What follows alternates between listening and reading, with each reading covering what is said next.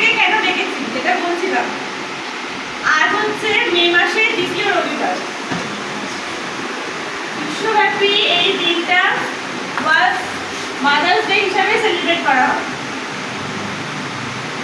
মায়েরা, আপনারা তো জানেন, আপনারা জন্ম দিয়েছেন, কতটা কষ্ট একটা সন্তানকে জন্ম দেওয়া, বড় করা। আমরা তো সেই দিন কখনো মাতৃদিন পূরণ করতে পারবোই না। বিশ্বের প্রায় 40টা দেশে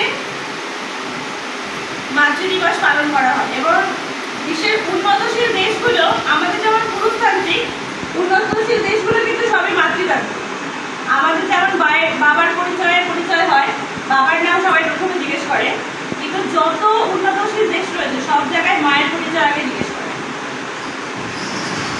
আমেরিকার মতো দেশে আমরা যেমন কালী পুজো যেভাবে সেলিব্রেট করি, ওরা মাতৃ দিবসটা সেভাবে সেলিব্রেট করে। এমন অনেক দেশ আছে যেখানে মাতৃ দিবস সেলিব্রেট না করলে সেটাকে অপরাধ হিসেবে গণ্য করা হয়। কিন্তু আমাদের দুর্ভাগ্যের বিষয় হচ্ছে, ভারতের মতো এত বড় দেশে সেভাবে এখনো মাতৃ দিবসটাই প্রচার হয়। মাতৃ দিবস কেন করবো, এই জন্য অনেকে জানেই না যে এই দিনটা মাতৃ দিবস, সেটাও জানে না। সেলিব্রেট করা তো অনেক পরে দর। ইউএসএর মতো দেশে বিলিয়ন বিলিয়ন ডলার খরচ করে আজকের দিনটা সেলিব্রেট করা হয়।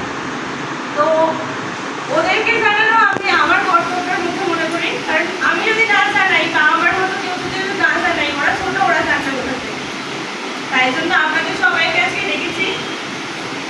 আমরা যে সব থেকে বড় যে পুজোটা সেলিব্রেট করি, দুর্গা পুজো, বাঙালি সব থেকে বড় উৎসব বলা হয়, সেখানেও কিন্তু মা দুর্গারই আরাধনা করা হয়, তাই না? তা আমি আমার যতটুকু সম্ভব চেষ্টা করেছি ওদেরকে জানানোর।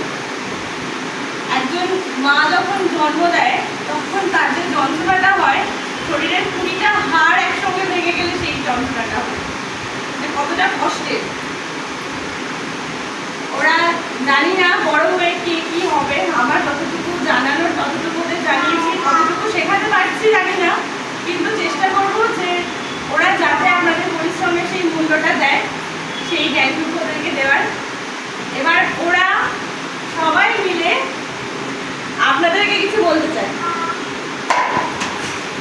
কাউন্ট করি, 1 2 3 স্টার্ট।